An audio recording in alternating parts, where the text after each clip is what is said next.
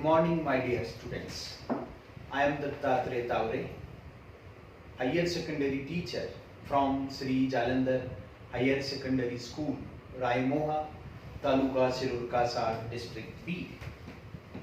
As per the new syllabus, this is our first poem, Song of the Open Road. My dear students,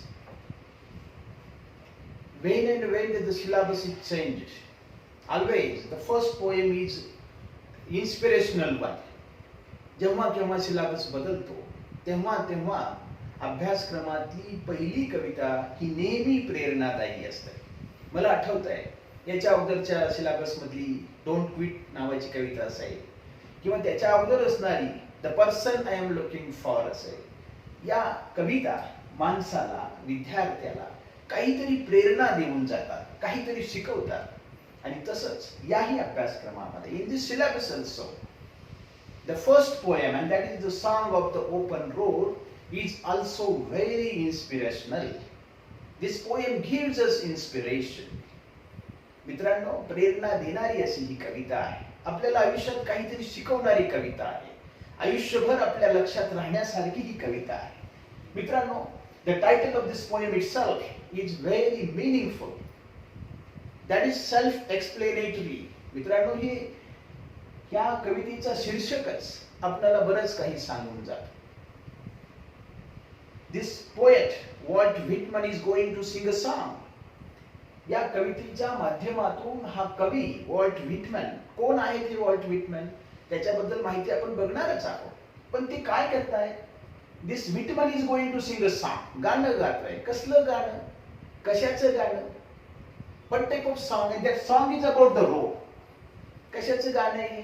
तर ह्या road बद्दलचं गाणं आहे, रस्त्याचं गाणं. रस्ता कसला आहे? What type of road? And that is the open road. मित्रांनो, मी जसं तुम्हाला म्हणालो की कवितेचा शीर्षकच आपल्याला खूप काही सांगून जातो. व्हिटमन, वॉल्ट व्हिटमन या कवितेच्या माध्यमातून गाणं गात आहेत. कशाचं गाणं? तर रस्त्याचं गाणं. That is about a road. And what type of road it is? That is a open road. तो रस्ता स्वतंत्र आहे, ओपन आहे, मुक्त असा रस्ता आहे. कोणासाठी? प्रत्येकासाठी ओपन आहे. Then it may be a rich person, then it may be a poor person, then it may be a black, white, from any race, any caste. सगळ्यांसाठी मुक्त असणारा, मोकळा असणारा असा हा रस्ता. आणि या रस्त्याचं हे गाणं आहे. म्हणजेच कुठंतरी स्वातंत्र्याचं प्रतीक असणारा हा रस्ता, समतेचं प्रतीक असणारा हा रस्ता, याचं गाणं कवी या कवितेच्या माध्यमातून गातोय. मित्रांनो, कवितेच्या सुरुवातीला आपण वॉल्ट व्हिटमनचा थोडासा परिचय बघणार आहोत. Walt Whitman, born in 1819 and died in 1892, was an American poet. Please understand, Walt Whitman हे अमेरिका या देशातले कवी आहेत. and so he is called as American poet. Yes, American poet. Robert Frost, he American poet. Like that, this Walt Whitman is American poet. He is also essayist and journalist. This is the most influential poet from America and is often called as the father of free verse. मित्रांनो, एक गोष्ट आपल्याला लक्षात ठेवावी लागेल की Walt Whitman is very famous, well known as the father, जनक. कशाचे? फादर ऑफ फ्री वर्स. हा एक कवितेचा प्रकार आहे. फ्री वर्स लिहिणारे एक जनक म्हणून या कवीकडे बघितलं जातं. मुक्त छंदातली कविता लिहिणारा हा कवी म्हणून वॉल्ट व्हिटमन कडे पाहिलं जातं. He grew up in a family with difficult economic status. Walt व्हिटमनचा जन्म अशा कुटुंबामध्ये झाला की that is very poor family. Difficult economic condition मध्ये त्यांचा जन्म झाला. अँड सो वॉल्ट व्हिटमननं त्याच्या बालपणी अनेक प्रतिकूल परिस्थितींना तोंड दिलेलं असेल. He may have faced many difficulties. He have faced many obstacles. Yes, आणि his major work is Leaves of Grass, आणि यांची गाजलेला जो काही कविता संग्रह आहे that is a Leaves of Grass. Yes, हा तो कविता संग्रह आहे ज्याच्यातून आपली ही कविता Song of the Open Road आपण घेतलेली आहे. Yes, this Leaves of Grass is published in 1855. His O Captain, My Captain, a poem written on the death of Abraham Lincoln, is widely popular. This Walt Whitman is also famous for his poem, and that poem is O Captain, My Captain. This poem is very famous. O Captain, My Captain. विद्यार्थी मित्रांनो, ही कविता Walt व्हिटमनने Abraham लिंकनच्या जीवनावरती लिहिलेली आहे. This poem is about Abraham Lincoln, the ex-president of America. Abraham लिंकनचा मृत्यू ज्यावेळेला झाला त्यानंतर वॉल्ट व्हिटमनने जे काही भाषण केलं एका कार्यक्रमामध्ये, त्या भाषणाचा शेवट त्यांनी या कवितेच्या माध्यमातून केला. This is elegy. This is a mourning poet. Abraham लिंकनच्या मृत्यूचा शोक व्यक्त करणारी ही कविता आहे. This poem is very famous in America, in all over the world, and because of that Walt Whitman is also famous. असे हे कवी आहेत. It gives us poets realization that along the journey of life one will face a test of wisdom which is not tested in any school or university. मित्रांनो, this Walt Whitman या चार भिंतीच्या आतमधल्या शाळेमधून जे शिकायचं त्याच्याही पेक्षा जास्त जीवनरूपी शाळेमध्ये खूप काही शिकले. I have already told you this Whitman belongs to a poor family. He experience a lot of difficulties, lot of trouble, आणि ह्या जीवनरूपी शाळेत हे खूप काही शिकले. आणि म्हणूनच यांना असं म्हणायचं आहे की हा ओपन रोड, हा रस्ता, कसला रस्ता? जीवनरूपी रस्ता माणसाला बरंच काही शिकवून जातो. That teaches us wisdom. शहाणपणा शिकवतो. Yes. A road is something everyone uses, whether rich or poor, and it forces all level of people to associate it with one another. व्हिटमनचं असं म्हणणं आहे की हा रोड हे असं प्रतीक आहे की ज्या रोडवरती प्रत्येकाला यावं लागतं. Each and every person have to come on this road. Then he may be a poor or rich person. तो श्रीमंत असू द्या, गरीब असू द्या, कुठल्याही प्रकारच्या व्यक्तीला त्या रोडवरती यावं लागतं. हे कशाचं प्रतीक आहे? Road symbolizes equality. Road symbolizes freedom.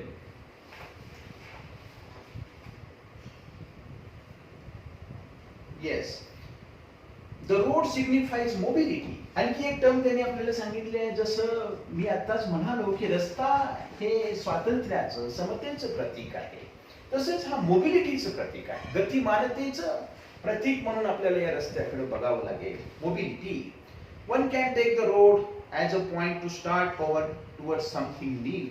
आपल्याला जर काही करायचं असेल, नवीन काही करायचं असेल, तर आपण तो रस्ता स्वीकारतो. म्हणजे दॅट शोज अस मोबिलिटी. गतिमानता त्यातून दाखवली जाते. Whitman talks about the people and places. He argues against staying in one place for too long. या कवितेच्या माध्यमातून ते असं सांगतात की don't stay at one place for a long time. एखाद्या ठिकाणी फार काळ थांबू नये. जरी ते ठिकाण तुम्हाला चांगलं वाटलं तरी थांबू नका, पुढे जा. असाच सल्ला, असाच संदेश. Although the hospitality may be true. त्या ठिकाणचं आदरातिथ्य, हॉस्पिटॅलिटी ज्याला त्यांनी म्हटलंय, ते चांगलं असलं तरी देखील don't stop at one place. मला या ठिकाणी रॉबर्ट फ्रॉस्टच्या एका कवितेची आठवण येते, stopping by woods on snowing evening. त्या कवितेमध्ये कवी शेवटी आपल्याला असं सांगून जातो, woods are lovely, dark and deep, but I have promises to keep and miles to go before I sleep, and miles to go before I sleep. मित्रांनो, हे जग, woods are lovely, dark and deep, माझ्या समोर असणारं हे जंगल खूप सुंदर आहे, ते मला आकर्षित करताय, घनदाट आहे. आपल्या जीवनामध्ये सुद्धा असे अनेक प्रसंग येतात की जे आपल्याला आकर्षित करतात, मोह घालतात. Woods are lovely, dark and deep, but परंतु I have promises to keep. पण मला थांबता येणार नाही, थांबून चालणार नाही, मला पुढे जावं लागेल. का? I have promises to keep. मला अनेक वचनं पाळायचे आहेत, अनेक कार्य करायचे आहेत. And miles to go before I sleep. आणि मला कित्येक मैल जायचं आहे. कशाच्या अगोदर? Before I sleep. मित्रांनो, झोपण्याच्या अगोदर म्हणजेच थांबण्याच्या अगोदर, मरण्याच्या अगोदर. That indicates death. That sleep indicates end. म्हणजेच याही ठिकाणी रॉबर्ट फ्रॉस्ट हे सुद्धा अमेरिकन पोएट आहे, त्याचप्रमाणे वॉल्ट व्हिटमन सुद्धा असं सांगतात की एखाद्या ठिकाण तुम्हाला आवडलं तरी थांबू नका, पुढे जा. मित्रांनो, आपण प्रत्यक्ष कवितेला सुरुवात करूयात.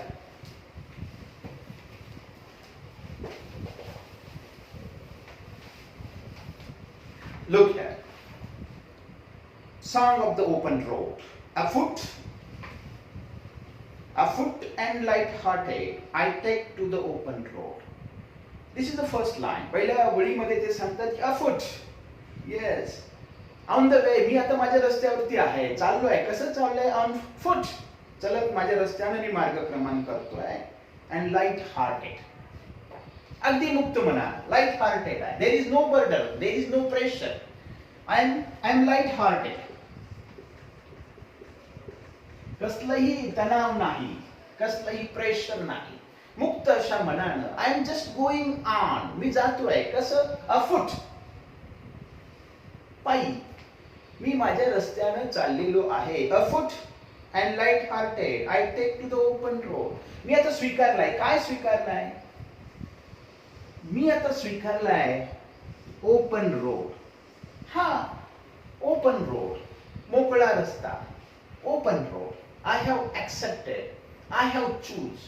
मी आता निवडलाय, मी स्वीकारलाय. Healthy, free, the world before. आणि हा स्वीकारण्यासाठी आय एम व्हेरी हेल्दी. हाच रस्ता मी स्वीकारावा असं कोणाचं बंधन माझ्यावरती नाही. I am free. मी स्वतंत्र आहे.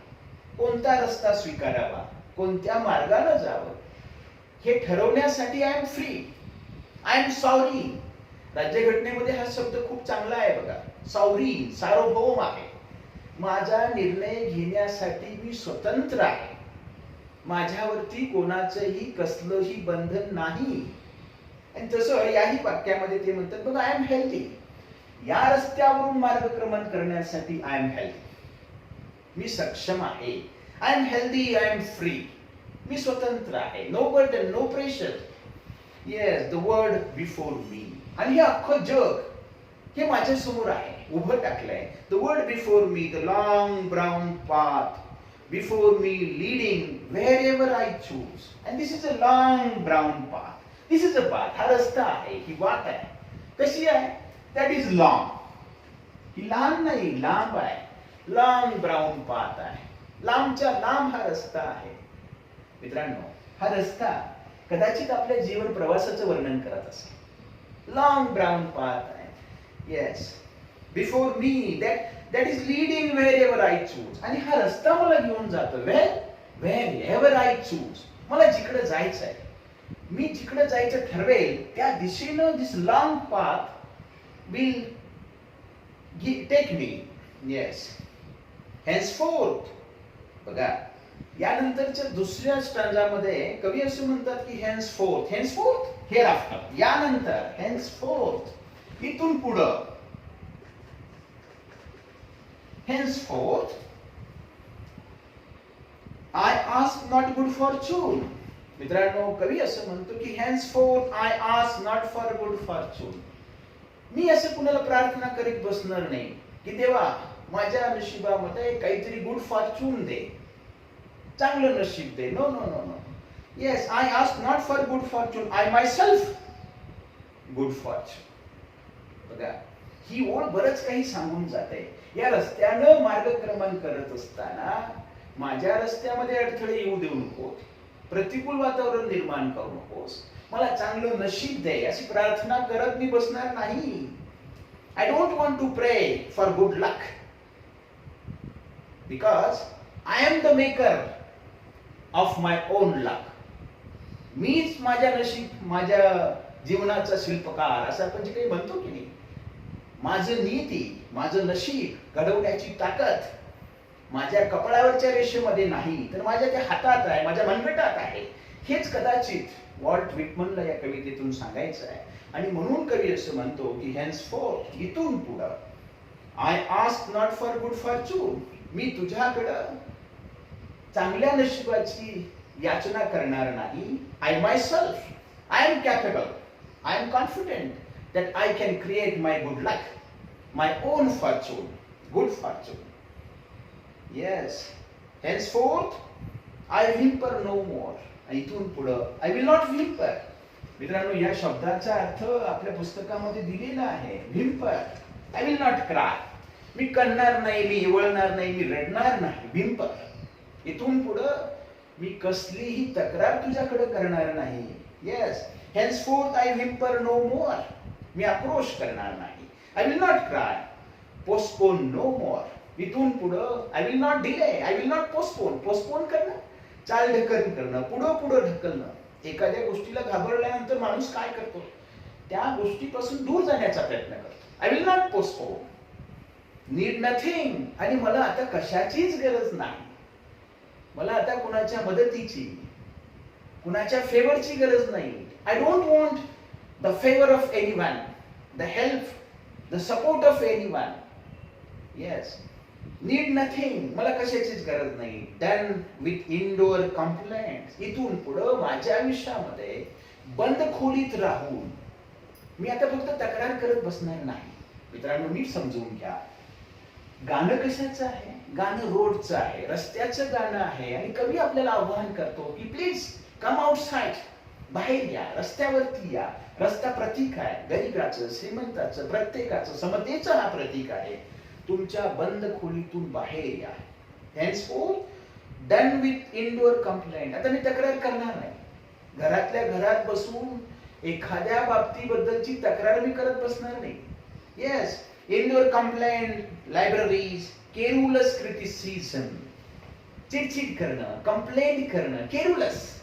आपण सारखं हे जमलं असतं पण हे असंच आहे, ते तसंच आहे. आपण नाचता येईना अंगण वाकडं कसं म्हणतो, लाईक दॅट. मी आता तक्रार करत बसणार नाही. मी कुणाच्या फेवरची अपेक्षा करणार नाही.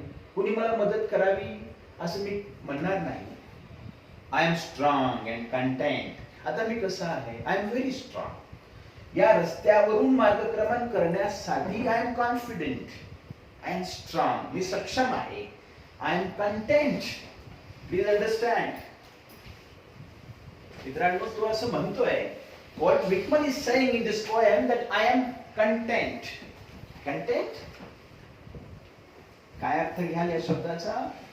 मी समाधानी आहे, मी सक्षम आहे, मी माझा मार्गक्रमण करण्यासाठी सक्षम आहे. मला आता कोणाची गरज नाही आहे. I am content. मी समाधानी आहे. जी प्राप्त परिस्थिती आहे त्याला तोंड देण्यासाठी मी सक्षम आहे. I travel the open road. आणि मी काय करणार, हा जो काही ओपन रोड आहे, आय ट्रॅव्हल, मी याच्यावरून प्रवास करणार. The earth that is sufficient. ही पृथ्वी, या पृथ्वीनं जे जे काही मला दिलं, दॅट इज सफिशियंट. तेच पुरेसं आहे.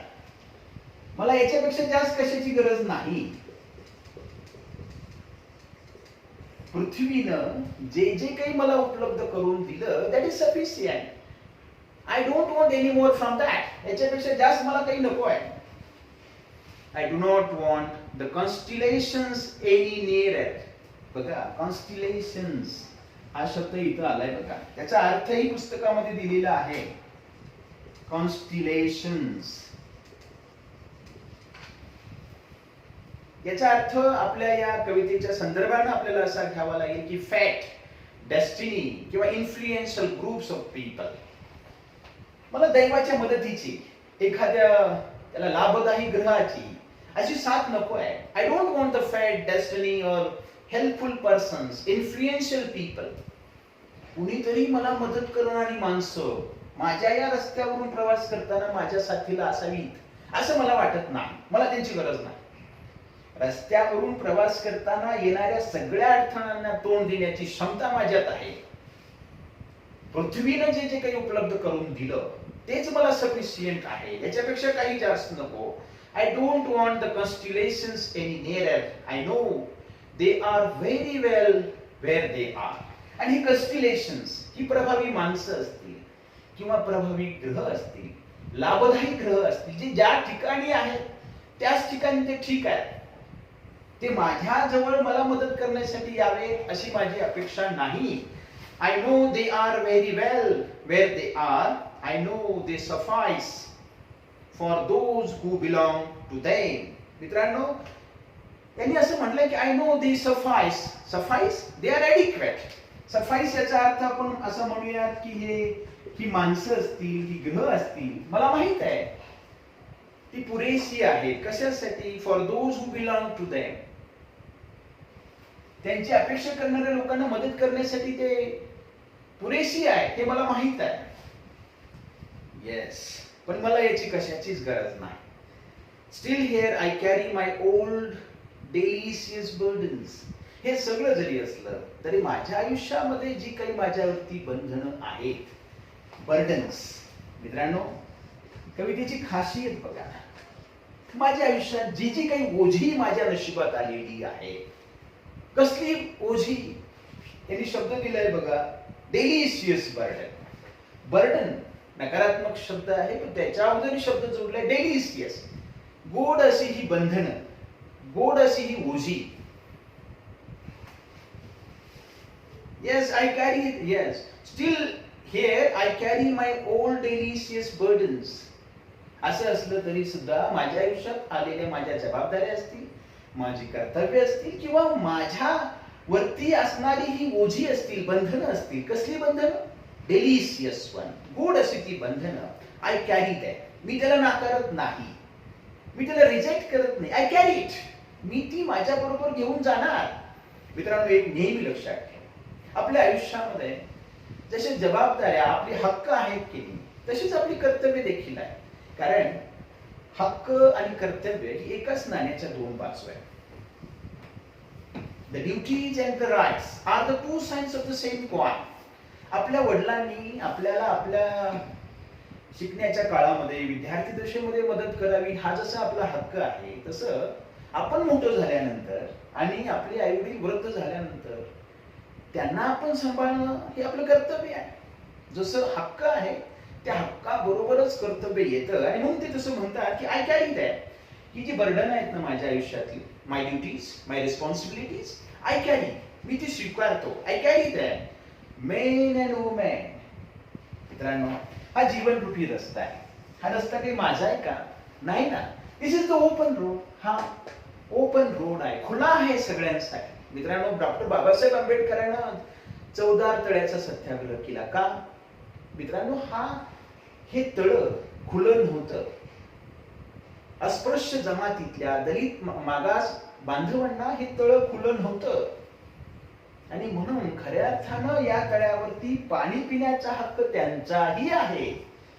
याकरिता बाबासाहेब आंबेडकरांना सत्याग्रह करावा लागला की हे तळ सगळ्यांसाठी खुलं व्हावं. तसं हा रोड आहे ना, दिस इज द ओपन रोड. तो सगळ्यांसाठी आहे ना. आपले कवी जसं या रस्त्यावरून प्रवास करणार, तसं each and every man and woman can travel on this road. कोणताही व्यक्ती, कोणताही पुरुष आणि स्त्री या रस्त्यावरून प्रवास करणारच आहे. I carry that. मी त्यांना स्वीकारतो. each every man and woman, I carry them with me wherever I go. या रस्त्यानं मी जिथं कुठं जाईल तिथं माझ्याबरोबर कोण असतील? त्या रस्त्यानं प्रवास करणारे इतर सहप्रवासी असतील. मी त्यांना स्वीकारतो. I accept them. I swear.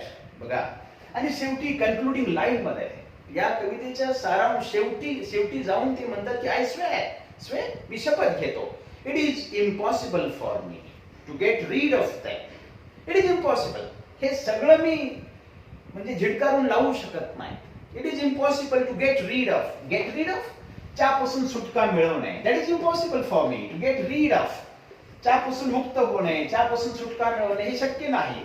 Get rid of them. I am filled with them and I will fill them in return. या सगळ्या गोष्टी माझ्या जीवनाच्या भाग आहेत.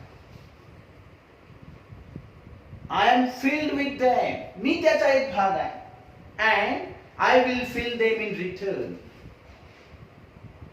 मित्रांनो, या ठिकाणी ही कविता संपते. साधी सोपी आणि सरळ कविता. कशाबद्दलची? About the road. कसला रस्ता? Open road. मित्रांनो, आपलं जीवन सुद्धा एक रस्ताच आहे. एक वि. स. खांडेकरांचं वाक्य मला आठवतं. एखादं स्वप्न पाहणं, ते फुलवणं, ते सत्य सृष्टीत उतरावं म्हणून धडपडणं, त्या धडपडीतला आनंद लुटणं, आणि ते स्वप्न जर भंग पावलं तर त्याच्यावरून रक्ताळलेल्या पावलांनी दुसऱ्या स्वप्नामध्ये धावणं, हा मानवी मनाचा धर्म आहे. आणि मानवाच्या जीवनाला जो अर्थ प्राप्त होतो तो फक्त यामुळेच. तसंच याही कवितेमधून वॉल्ट व्हिटमन हेच सांगण्याचा प्रयत्न करतात की हा जो रस्ता आहे तो खुला आहे, प्रत्येकासाठी खुला आहे. जणू काही हा रस्ता समतेचं प्रतीक आहे, स्वातंत्र्याचं प्रतीक आहे. आपल्या जीवनामध्ये प्रवास करताना सुद्धा तुम्हाला जो रस्ता हवेसा वाटतो, जो मार्ग आवडतो, त्याच रस्त्यानं प्रवास करा. बेहत्तर कितीही संकट आली, कितीही अडथळे आली, त्याला तोंड देण्याची क्षमता, ताकद तुमच्या बाहूमध्ये, तुमच्या हातामध्ये, तुमच्यामध्ये ती असली पाहिजे. तसंच गुड फॉर्च्यून, लोकांना तुम्हाला मदत करावी, आपल्या नशिबात सगळं चांगलंच घडावं असं कसं होईल? तर तुमचं नशीब घडवण्याची क्षमता तुमच्यामध्ये असली पाहिजे. या सगळ्या गोष्टी या कवितेतून वॉल्ट व्हिटमननं सांगण्याचा प्रयत्न केलेला आहे. मला असं वाटतं की तुम्हाला सुद्धा ही कविता आवडली असेल. आपल्या अभ्यासक्रमातील पहिली कविता आहे जी आपल्याला काय करते, कुठंतरी प्रेरणा देते. तुझ्यात क्षमता आहे, तूच तुझ्या जीवनाचा शिल्पकार आहे, हेच कदाचित सांगण्याचा प्रयत्न आहे. मित्रांनो, एक चांगलं वाक्य मागच्या एका कवितेमध्ये होतं बघा, डोंट क्विट मध्ये. क्विटर नेव्हर विन, नेहमी लक्षात ठेवा. Quetta never win. जे आपली लढाई, आपला प्रवास मध्येच सोडतात की नाही मित्रांनो, ती कधीच जिंकत नाही. आणि विनर नेव्हर क्विट. आणि जे जिंकतात ना, तो आपला प्रवास, आपला रस्ता, आपली लढाई मध्येच कधी सोडत नाही. कदाचित हेच सांगण्याचा प्रयत्न वॉल्ट व्हिटमनने या कवितेच्या माध्यमातून केलेला आहे. फक्त तक्रारी करत बसू नका, रडत बसू नका. सांगा कसं जगायचं, कणत कणत की गाणं म्हणत. मित्रांनो, कदाचित मंगेश पाडगावकर जसं म्हणतात तसं माणसानं आपल्या आयुष्यात कितीही संकट आली तरी गाणं म्हणत जगलं पाहिजे, कणत कणत नव्हे. म्हणून यांनी म्हणलंय बघा, आय व्हिम्पर नो मोर. आता मी शोक व्यक्त करणार नाही, रडणार नाही. पोस्टपोन नो मोर, नीड नथिंग. आता मला कशाचीच गरज नाही. निश्चितच ही कविता तुम्हाला आवडली असेल. आपण याच ठिकाणी थांबूयात. मी तुमचा मित्र दत्तात्रय तावरे आपला निरोप घेतो. धन्यवाद.